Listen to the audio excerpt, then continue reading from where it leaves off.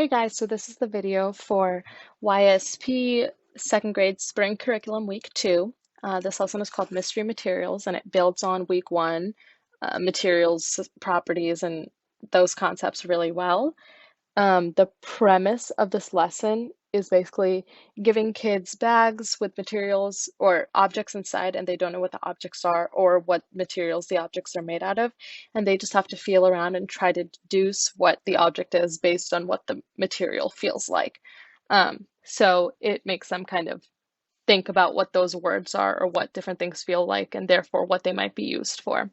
So to go about how I prep this lesson is you're not going to get boxes, you're going to get paper bags, and you'll get extra because as the kids kind of look around in them, the bags will get holes, which is fine. It's really easy to just take it away and then transfer it to another bag.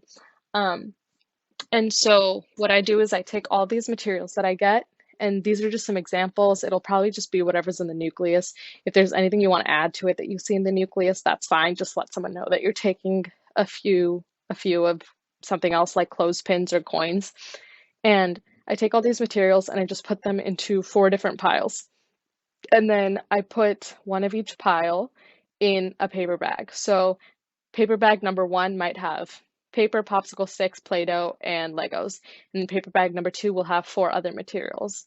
And then I number the paper bags 1 through 4. And then I have the kids write in their science notebooks, I don't know if you can see, but 1, 2, 3, and 4 to correspond with the number on the paper bag. This you'll have to emphasize because they will get confused, but I just write the number really clearly and really big on the paper bag. So I'll start with giving table 1, paper bag number 1, and I'll say, this number matches the box on your page. I want you to feel around in the bag and draw what you think is in the bag. And I emphasize that it doesn't matter if they're right or wrong, just draw what they think is in the bag. So then they'll draw that in that section.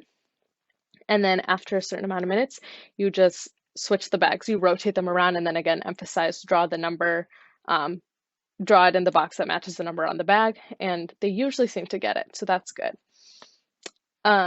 In terms of getting all the class together at the end so that they know what's in the bags, I normally bring them to the front of the class, tell them to bring their science journals and sit in a circle. And then I'll say, everyone look at box number 1.